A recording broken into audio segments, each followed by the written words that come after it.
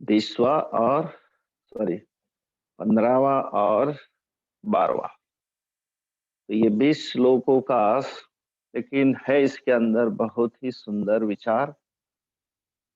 कैसे भगवान एक विश्व को पेड़ की संज्ञा दे करके फिर उस विश्व के अंदर एक सबके अंदर व्यक्ति रूप से इंडिविजुअली जो प्रति शरीर के अंदर एक जीव जो ईश्वर का ही अंश, कितना सुंदर उसका अपना रोल। तो उस जीवत्व को समझाते हुए फिर उसी जीवत को समझा करके फिर कहा कि मैं इस विश्व के अंदर हर एक व्यक्ति के अंदर प्राणी नाम देहम आश्रितः, सबके अंदर मैं समाया हुआ हूँ और अंदर रह करके आपके भोजन को भी मैं पाचन करता हूँ, क्योंकि वो जो पचन क्रिया है वो भी मैं प्राण अपान के माध्यम से उसको मैं पचन करता हूँ। और इसलिए मैं सभी के अंदर अ, हर प्रकार से वैश्वानरः भूत्वा पचामि अन्नम चतुर्विधम। इसके अलावा 15वें श्लोक में कहा कि सर्वस्य हृदि, सबके हृदय में मैं रहता हूँ। वहां रह करके क्या करते हैं, तो कहते हैं हृदय मतलब सबके अंदर मैंने अपनी कुटिया बनाई है ना, सबके अंदर मैं रहता हूँ, सबका हृदय ही मेरी एक प्रकार की कुटिया है, वहां रहता हूँ। वहां रह करके क्या कहते हैं, क्या करते हैं आप लोग, तो कहते कि मैं वहां बैठ करके आपकी जो स्मृति है, आपका जो ज्ञान है, आपका जो अपोहनम, जैसे कि स्मृति कब होती है, जैसे हम स्वप्न में क्या करते हैं, स्मृति को ही देखते हैं। तो स्वप्न अवस्था में स्मृति प्रधान, वहां स्मृति को आपको जो ला करके उसकी स्क्रिप्ट दिखाता हूँ। स्मृति जागृत अवस्था में वहां पे कहते हैं ज्ञान प्रदान, हम you keep gathering the knowledge from the world. तो उस समय आपको मैं ज्ञान प्राप्ति के लिए अंदर बैठ करके आपको चेतना देता हूँ। और अपोहनम, जब मैं सुषुप्ति में सोता हूँ वहां पे जितनी सारी जागृत अवस्था की चीजें, स्वप्नावस्था की चीजें, वो अपनी ही जगह सबको मैं मिटा करके समेट लेता हूँ। तो वहां केवल मात्र आपको आनंद की अनुभूति होती है जहाँ पे मैं सोता हूँ। और इसलिए तो वहां एक प्रकार का त्याग, अपोहन मतलब सबको जो है समेट लेना। क्योंकि अगर मुझे नींद नींद का आनंद लेना है तो ना तो मैं जागृत पदार्थों के साथ रह सकता हूँ, ना तो स्वप्न पदार्थों के साथ। उन दोनों से मुझे क्या चाहिए, छुटकारा चाहिए। और वही अपोहन मुझे अपने आप से वहां पे अपने आप के साथ रहना चाहता हूँ, मतलब वहां सबसे मुझे एक प्रकार से क्या लें समेटना होता है, अपोहनम मिटा देना। तो ये तीनों जो है कार्य तीन अवस्था में होते हैं। तो स्मृति ही ज्ञानम अपोहनम च, तो भगवान कहते हैं मत्तः मेरे से ही। और इतना नहीं, वेदैहि च सर्वैहि अहम एव वेद्यः। अब इसके अंदर अगर हम एक दूसरी एंगल से देखते हैं तो वेदों के अंदर हम कई प्रकार की बाकी नॉलेज भी, बहुत सारा ज्ञान, कोई कहता है वेद के अंदर ए है, कोई कहता है वेद के अंदर ओ है ना। और कर्म कांड तो इसके अंदर भरा हुआ है। इसलिए कहा था वेदों के दो भाग होते, एक पूर्व भाग और एक उत्तर भाग। पूर्व भाग को कहते कर्मकांड और उत्तर भाग को कहते ज्ञान कांड। तो इसलिए भगवान ये कह रहे कि आप कितना भी इसके अंदर कर्म कांड को देखो, कर्मों को देखो, लेकिन सब कुछ होने के बावजूद अगर आपको वेद के अंदर मेरी खोज नहीं होती, मेरा ज्ञान नहीं होता, तो और किसी से नहीं हो सकता। तो वेद के अंदर इसको कहते वेदांत, है ना। तो ये जो वेदांत कृत है, वेदों का जो निचोड़ है, और सर्वैहि वेदैहि अहम एव वेद्यः। वेदों के अंदर अगर जाना जाए तो केवल मुझे ही जाना जा सकता है, इसलिए अहम एव वेद्यः। बाकी दुनिया की सारी चीजें आप उसके अंदर देखो, इस कर्म का वो फल, उस कर्म का ये फल, ये भले आप देखते रहे, लेकिन अगर आपने वेदों के माध्यम से मुझे नहीं जाना तो फिर बाकी चीजें तो अपने यहीं के लिए इकट्ठा की, इसको किया वो फल पाया, उसको किया वो फल पाया, तो वो तो सब यही रहने। लेकिन जानने योग्य इस जीवन में है तो केवल मैं। तो वेदों के अंदर अगर आप जानना चाहते तो मैं ही जानने योग्य हूँ, बाकी चीजें तो फिर अनित्य है, वेदांत कृत। और इसलिए कहा कि वेदों का जो अंत है, वेदों का जो निचोड़ है, वो मैं ही हूँ। वेद वेदांत कृत वेदविद अहम एव। वेद को अगर वेदविद, वेद को जानने वाले, वेदविद वेदार्थविद, वेदविद का अर्थ होता है वेद के अर्थ को जानने वाला, समझने वाला। तो कहने का मतलब भगवान ने अपने आप को सबकी जिम्मेदारी लेकर के कि मैं ही इनको जानने वाला हूँ।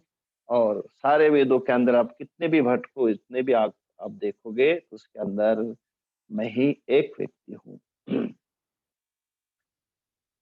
16 में कहा कि इसके अंदर फिर एक दूसरे एंगल से कहते हैं कि इसके अंदर दो प्रकार की चीजें हम देखते हैं ना, एक क्षर और एक अक्षर, जो नाम रूपात्मक। द्वौ इमौ पुरुषो लोगे क्षर अक्षर एवच। क्षर सर्वाणि भूतानि, अक्षरः कूटस्थः। अब इसमें अगर हम देखते हैं कि उपनिषदों के अंदर भी कहा गया, द्वा सुपर्णा सयुजा सखायाम समान वृक्षः परिशस्व जाते, तयोः अन्यः पिप्पलं साधु अत्ति अनश्नन् अन्यः परिचाकशीति।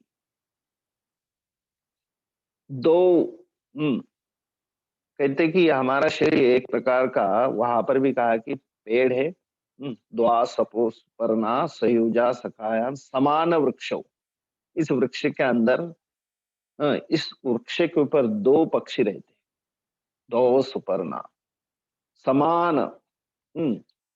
और वो दोनों समान है, समान वृक्ष में रहते, एक ही वृक्ष में रहते, परिशस्व जाते। और इसमें एक क्या करता है और दूसरा क्या करता है।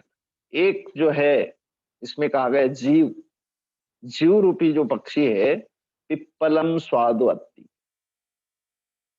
पिप्पलम स्वादुमत्ति मतलब पिप्पल का जो फल, ये वृक्ष का फल, मतलब ये इस शरीर के द्वारा किया हुआ कर्म और उस कर्म का जो फल है वो स्वाद लेता है। वो क्या है, जीव रूपी पक्ष। वो जो पक्षी है, इन कर्म के फल का स्वाद लेता है वो जीव, जीवात्मा। और दूसरा जो है, जो केवल साक्षी रूप से देखता है, जो अनशनन, न खाता हुआ, परिचाकशीति, केवल देखता रहता है, साक्षी रूप में नहीं देखता। तो उपनिषदों के अंदर भी कहा कि ये दो प्रकार के यहाँ दो पक्षी है हमारे इस शरीर रूपी वृक्ष के ऊपर, और एक को क्षर कहा और दूसरे को अक्षर कहा है। क्षरः सर्वाणि भूतानि, है ना। और क्षर किस रूप में है? जितने सारे दृष्टिगोचर नाम रूपात्मक जो संसार है वो सर्वाणि भूतानि जो दिखाई देता है, और जिसके ऊपर जो टिका हुआ है कूटस्थः अक्षरः उच्यते। जो कूटस्थः जो सबके लिए अ, उनके विपरीत जो क्षर तो नहीं होता, हमेशा बना रहता है। किस रूप से? कहते भगवतः माया शक्ति। भाष्यकार ने कहा है क्षर अक्षस्य पुरुषस्य, जो शक्ति है अक्षर के लिए, जो नाशवान जो संसार है उसके पीछे एक बीज रूप से बना रहता है। उत्पत्ति बीजम अनेक संसारी जंतु काम कर्मादि संस्कार श्रया अक्षरः पुरुषः। सबके लिए जो निरंतर बना रहता है बीज के रूप में, अ, उसको कहा गया है वे अन्य अक्षर पुरुषः। तो एक क्षर जो निरंतर बदलता है, नाशवान है, हर एक क्षण में बदलता है, और जो अक्षर यहाँ कहा गया कि जो वो बना रहता है, उसका नाश नहीं होता। ऐसे उस शक्ति के रूप में, माया के रूप में, तो वो जो है इसलिए एक अक्षर कहा गया। तो अक्षर आप एकदम परमात्मा को मत समझिए आप, है ना। परमात्मा फिर आप दूसरे इसमें बताएंगे। तो क्षर जो निरंतर अनित्य है, और अक्षर अक्षर जो है वो उस क्षर के लिए कारण बनता है। अनेक संसार जंतु कर्मादि संस्कार बीजम, तो उत्पत्ति बीजम सबके लिए उत्पत्ति का कारण बनता है। तो वो दूसरा अक्षर कहा जाता है कि वो नष्ट नहीं होता। और अगर हम दूसरी प्रक्रिया में देखते हैं तो कहा जाता है कि नाम रूपात्मकम जगत, जो जो दिखाई देता है वो हमेशा बदलता रहता है ना। और उसके पीछे जो अस्ति भाति प्रिय, जो तीन उसके अक्षर के जो नाम है वो हमेशा बने रहते हैं, तो उसको कहेंगे अक्षर। तो अस्ति भाति प्रिय और नाम रूप, ये पांच चीजें हैं, तो उसमें तीन जो है हमेशा बने रहते और दो बदलते रहते। जैसे उदाहरण देते हैं कि जो एक गन्ना है, गन्ना का अगर हम रस निकालते हैं तो पहले गन्ना था, दिखाई देता था, और भांति प्रिय लगता है ना। अस्ति भांति प्रिय, दिखाई देता है और प्रिय लगता है। वही गन्ना अगर हम रस के रूप में फिर देखते हैं तो बाद में उसका नाम बदल गया, रूप बदल गया, लेकिन उसके अंदर भी रस अस्ति भांति प्रिय। बाद में उसका अगर चीनी बनाते हैं, गुड़ बनाते, तो भी उसका नाम रूप बदलता है, लेकिन अस्ति भांति प्रिय ये जो है उसकी वो शक्ति बनी रहती है। तो इस प्रकार से जगत के अंदर आप सारी चीजें देखते हैं, एक नाम रूपात्मक जो बदलता है उसको कहेंगे क्षर, और जो अस्ति भांति प्रिय के रूप में जो बना रहता है उसको कहेंगे अक्षर। तो इसलिए कहा है द्वौ इमौ पुरुषो लोके क्षरः अक्षर एव च। अक्षरः सर्वाणि भूतानि, सारे के सारे जितने सारे पैदा हुए जो नाम रूपात्मक जगत है वो सब के सब क्षर है, लेकिन उनके अंदर दोबारा उसको पैदा करने के लिए जो बीज रूपी शक्ति होती है उसको कहा गया अक्षरः कूटस्थः उच्यते। अब उसी को आगे फिर कहते कि एक उसका और तीसरा है। आभ्याम क्षराक्षराभ्याम विलक्षणः क्षराक्षरः उपाधि द्वय दोषेण अस्पृष्टः। नित्य शुद्ध बुद्ध मुक्त स्वभाव। अब ये दोनों क्षर और अक्षर, इन दोनों से विलक्षण, इन दोनों की उपाधियों से एकदम भिन्न, नित्य शुद्ध बुद्ध मुक्त स्वभाव वाला जो है उसको कहेंगे उत्तम पुरुष। उसी को ही परमात्मा कहेंगे। 17वां, उत्तम पुरुषस्त्वन्यः परमात्मात्युदाहृतः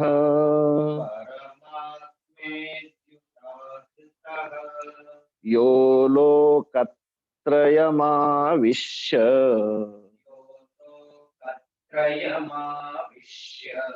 बिभर्तव्यय ईश्वरः।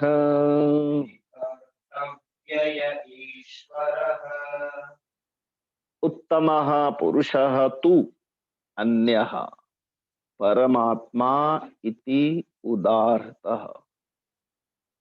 यह लोकत्रयम् आविश्य बिभर्ति अव्ययः ईश्वरः। अब कहते हैं उत्तमः पुरुषः।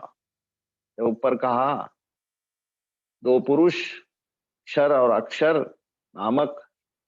अब इसमें कहते हैं अन्यः पुरुषः उत्तमः, और उसको कहते कि परमात्मा इति उदाहृतः, और उसको परमात्मा भी कहा जाता है, उदाहृतः, कथितः।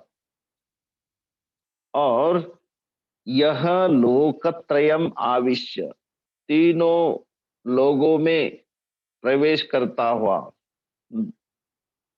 भूहु भुवः स्वः स्वीकिया चैतन्य बल शक्तिया, चेतना के बल से सबके अंदर प्रवेश करता हुआ क्या करता है? अव्ययः ईश्वरः बिभर्ति, ये जो है सभी का क्या करता है? भरण पोषण करता है। बिभर्ति, सर्वान बिभर्ति, शासन करने वाला, सबका भरण करने वाला। स्वस्वरूपात भाव मात्रेन बिभर्ति धारयति, प्रविश्य, सबके अंदर प्रवेश करके सबको जो है धारण करता है, भरण करता है। अब देखिए उत्तमः, हम हमेशा देखते हैं कि एक होती है सुपरलेटिव डिग्री, एक होती है कंपैरेटिव, एक दूसरे के साथ तारतम्य होता है ना। जैसे इस संस्कृत में भी आता है तर और तम। तो जैसे एक होता है, जैसे इंग्लिश में कहें गुड, बेटर और बेस्ट, सुपरलेटिव, कंपैरेटिव और सुपरलेटिव। इस प्रकार से यहाँ उत्तम जो है, उत्तम जो सबसे उत्तम मतलब दोनों से भी भिन्न। संस्कृत में आते 3 पुरुष, एक प्रथम, एक मध्यम और एक उत्तम।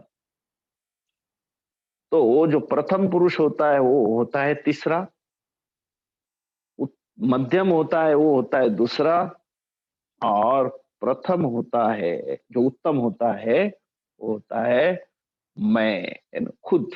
करोमि करने से उत्तम पुरुष, करोसि कहने से मध्यम पुरुष, और करोति कहने से प्रथम पुरुष। तो यहाँ प्रथम पुरुष मतलब मैं।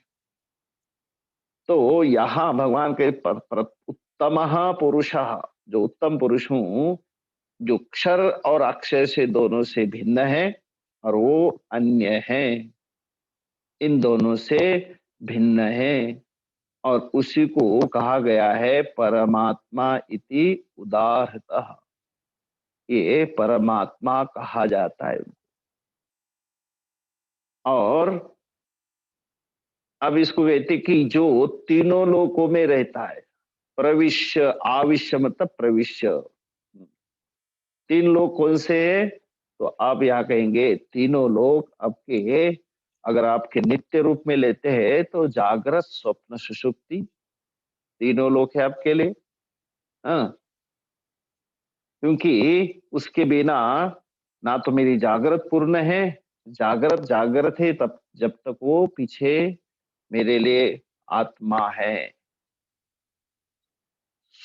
मेरी जो स्वप्न है उसके अंदर भी केवल स्वप्न की चीजें मैं देख पाता हूँ, केवल उस चेतना के कारण, परमात्मा के कारण। और मैं सोता हूँ उस समय तो ये दोनों उपाधि आ जाती है, उन उपाधि से भिन्न निरुपाधिक मैं अपने आप में आनंद लेता हूं, तो वो है एक मेरी सुषुप्ति।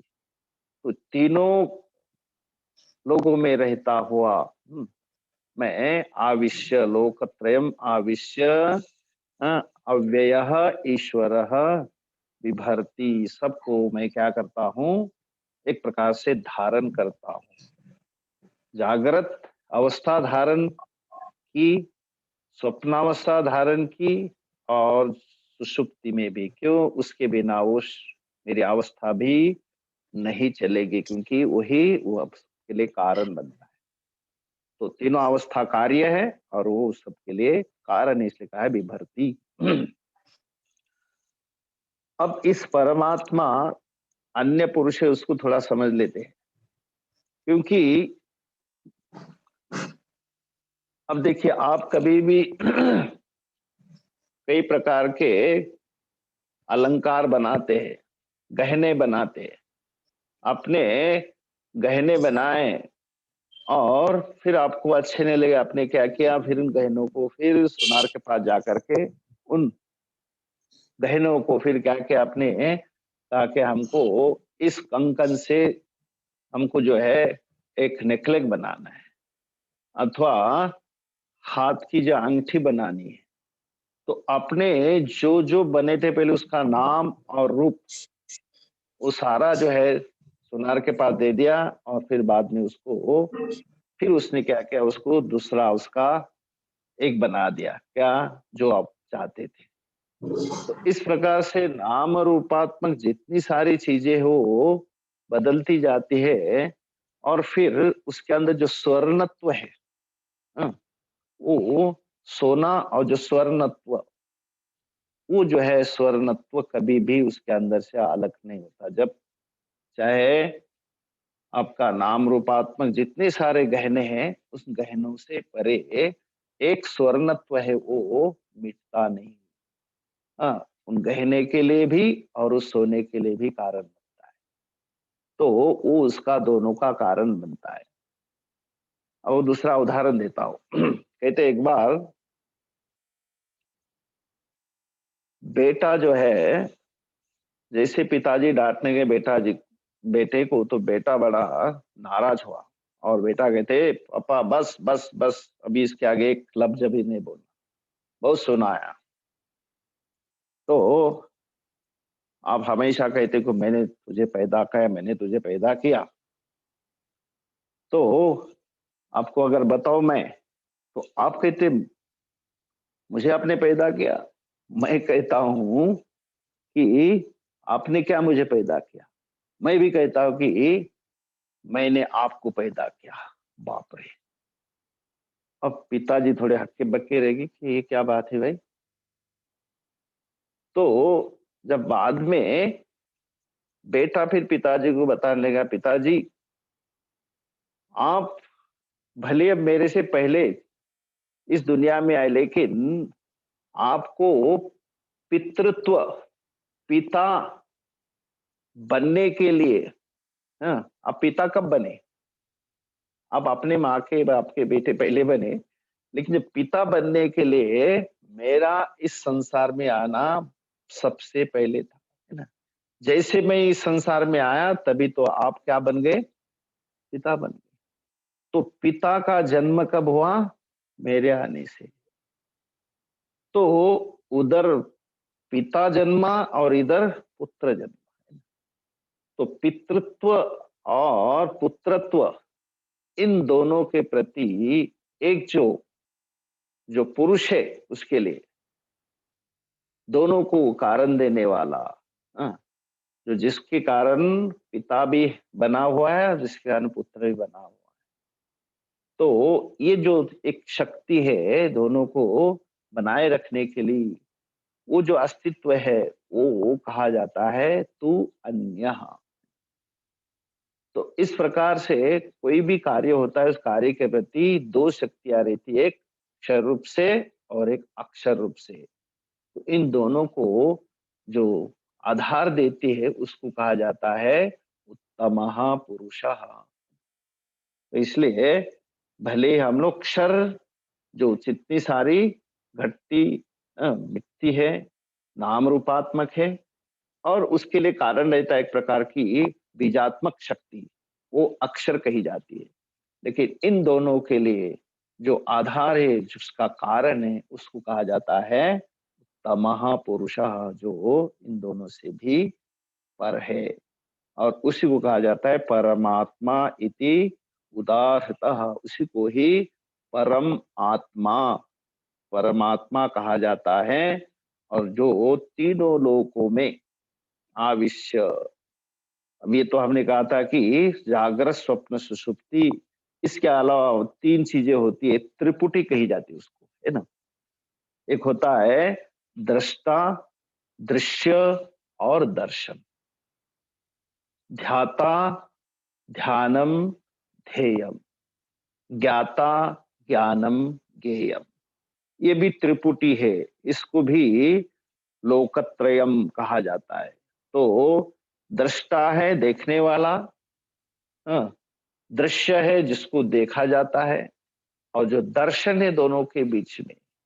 इस प्रकार की ये जो त्रिपुटी कही जाती है, तो जो तीनों में भी रहता है, दृश्य के लिए उसकी जरूरत है, दर्शन के लिए भी, और जो दृष्ट है, दृश्य है, उसके लिए भी। तो इस प्रकार से तीनों में भी जो मिला रहता है, तो वे लोकत्रयम आविश्य, इसको त्रिपुटी कही जाती है। इस त्रिपुटी के भी यहाँ पे हम लोग त्रयम लोकम कहा जा सकता है। तो यह लोकत्रयम आविश्य बिभर्ति अव्ययः ईश्वरः। तो सबको जो है मतलब धारण शक्ति देता है, सबको आधार, हाँ, धारण करने वाला। तो इसलिए ईश्वरः सर्वज्ञः नारायणाख्यः ईशनशीलः, इस प्रकार से उनको हमेशा कहा जाता है कि परमात्मा इति उदाहृतः।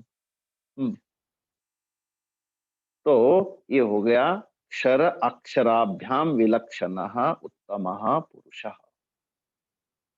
तो इसलिए कहा है ये दो इमो पुरुषो लोके, इन दोनों से परे एक क्षर और अक्षर जो है उससे परे एक है उत्तमः पुरुषः। 18वां श्लोक।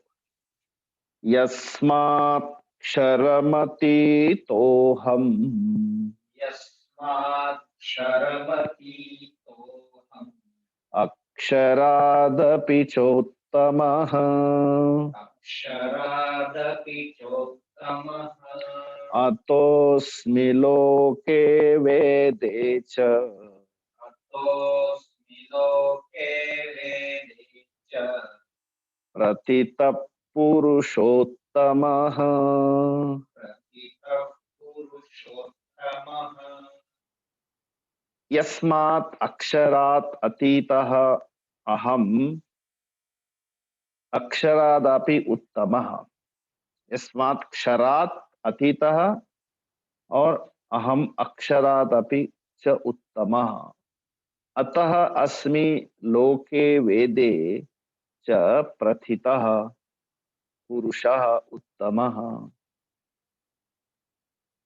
यस्मात्, जिस कारण से, क्षरम अतीतः अहम, तो इसलिए कहा कि जो दो पुरुष है, जो नाशवान है, जो आने जाना वाला है, दृश्य अदृश्य, इसको कहते हैं क्षरम, क्षरम अतीतः। संसार माया वृक्षम अश्वत्थाख्यम अतिक्रांतः अहम, मैं इस क्षर भाव से अतीत हूँ। अश्वत्थ नामक मायामय संसार वृक्ष का जो अतिक्रमण किए हूं, इसलिए कहा है अतीतः अहम अक्षरादपि च उत्तमः। पिछले श्लोक को यहाँ पे समझा रहे हैं, अक्षरात अपि। तो अक्षर जो कहा गया था, संसार वृक्ष बीज भूतात, जो सारे संसार के लिए कारण बनता है, बना रहता है, एक ना, इसलिए कहा गया वहां पे वृक्ष। और वो खंडित तभी होता है, कहा जाता है, जब ज्ञान होता है ना। असंग शस्त्रेण दृढ़ेन छित्त्वा। तो ये जो अक्षर है यहाँ पे कहा गया है, वो अक्षर एक प्रकार से बीज रूप से संसार वृक्ष बीज भूतात अपि। तो भगवान कहते अहम उत्तमः, क्षर अक्षराभ्याम उत्तमः। तो मैं अक्षर, जो नाम रूपात्मक जो जगत है, उससे अतीतः अहम अक्षरादपि च उत्तमः। और जो अक्षर, जो वो संसार के लिए कारण बनता है, संसार वृक्ष बीज जो संसार का कारण है, उससे भी मैं उत्तम हूँ, मतलब उससे परे हूँ, उन दोनों से भी मैं भिन्न हूँ।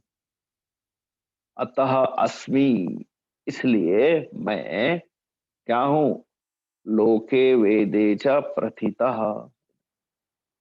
अब लोक वेदे में, वेद में तो जरूर बताया हुआ है, वेदे प्रथितः।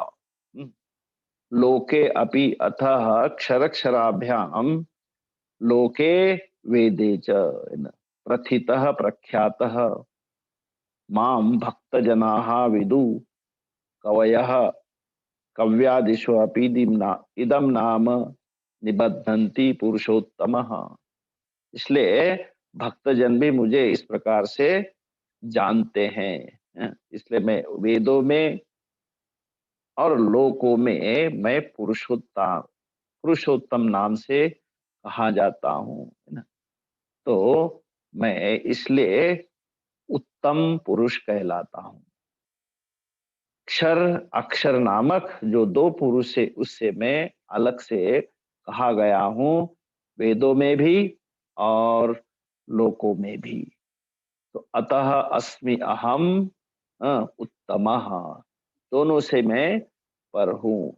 जो जीव जगत दोनों का मैं आधार हूँ ना।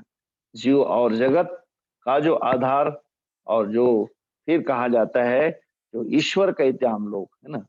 इसलिए कहा जाता है जब तक माया शक्ति को अपने वश में करता है ना, तो वो ईश्वर बनता है। और जब माया शक्ति से के अधीन होता है, तो फिर वो जीव कहलाता है। तो इसलिए कहा जाता है जीव और जगत का आधार ईश्वर, और ईश्वर भी जब जब ईश्वर मायाधीन होता है, तो फिर वो जीव बन जाता है। तो इस प्रकार से कहते कि मैं जीव जगत और ईश्वर से मैं पर हूँ। अतः अस्मि लोके वेदे च अतीतः, इनसे मैं भिन्न हूँ, और इसलिए मुझे कहा जाता है उत्तमः पुरुषः। ठीक। 19वां, यो मामेवमसम्मूढः यो मामेवमसम्मूढः जानाति पुरुषोत्तमम् जानाति पुरुषोत्तमं स सर्वविद् भजति माम् स सर्वविद् भजति माम् सर्वभावेन भारत। सर्वभावेन भारत। अथ इदानीं यथा निरुक्तम आत्मानं यो वेद तस्य इदम्। तो अब जो है फलश्रुति बताते हैं, जो इस प्रकार से आत्म तत्व को अच्छी तरह से जानता है। यह माम एवं असम्मूढ़ः जानाति पुरुष उत्तमं जानाति। सः सर्वविद् भजति माम सर्वभावेन भारत। हे भरत वंश अर्जुन, जो इस प्रकार से जानता है माम यह एवं, जैसे पूर्व बताया, यथोक्त विशेषण, यथोक्तेन प्रकारेण, जैसे पहले बताया निर्माण मोहाजित संग दोषा से अलग होकर के, दोषों से अलग होकर के, हाँ, पंच जो साधना बताए उसके माध्यम से जो जानता है, और मूढ़ नहीं असमूढ़, विवेकी जिसने अपनी विवेक शक्ति को जगाया, माम मुझ परमात्मा को, जो क्षर अक्षराभ्याम विलक्षण जानाति, कीदृश उत्तम पुरुष, उत्तम पुरुष रूप से मुझे जो जानता है, सह सर्वविद, सर्वात्मना सर्वं वेत्ति इति सर्वज्ञ, सर्वभूतस्थम, सर्वत्र व्यापक, चाहे व्यक्ति समष्टि रूप से सब जगह मैं व्यापक हूं, और सर्वविद, और सबके द्वारा जो है मैं जाना जा सकता हूं, क्योंकि मैं सबका कारण हूं, और सारे कार्य के माध्यम से आप मुझे जान सकते। तो सर्वविद, सह ईश्वर, सर्वविद सबके द्वारा जाना जाने योग्य सर्वज्ञ, माम सर्वभावेन, सर्व आत्मचित्ततया, जो सभी भूतों के अंदर स्थित है, और सर्व भाव में सबका आत्मा समझकर, सर्वभावेन माम भजती, सर्वविद भजती, सबका आत्मा है ऐसा समझ करके जो मुझे भजता है, अ, मुझे आत्मा समझ करके भजता है, सह सर्वविद भावेन भजती, स एव जानाति, है ना, पुरुषः उत्तमः इति रूपेण। तो इसलिए जो दो बताए अक्षर और अक्षर, उसको जो तीसरा उत्तम पुरुष है, उत्तमा पुरुष जानाति, और वो तभी जानेगा जब वो असमूढ़, मोहित न होता हुआ, जिसका विवेक जगा हुआ है, माम एव, और वो मुझको ही जानता है, और वही फिर सर्वविद भजती, सबको जान करके भजता है, और सर्वभावे न माम भजती, और केवल उसमें से एक नहीं, वही सब कुछ है, परमात्मा सर्वभाव से जो जानता है, मैं सबके अंदर स्थित हूँ ऐसा जानता है, सर्वभावे न स एव जानाति।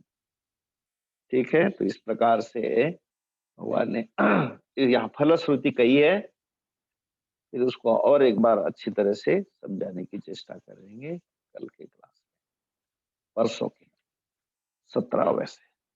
उत्तम पुरुषस्त्वन्यः परमात्मेत्युदाहृतः, यो लोकत्रयमाविश्य बिभर्तव्यय ईश्वरः, यस्माक्षरमतीतोऽहम् अक्षरादपि चोत्तमः, अतोऽस्मि लोके वेदे च रथितः पुरुषोत्तमः, यो मामेवमसम्मूढः जानाति पुरुषोत्तमम्, स सर्वविद् भजति माम् सर्वभावेन भारत।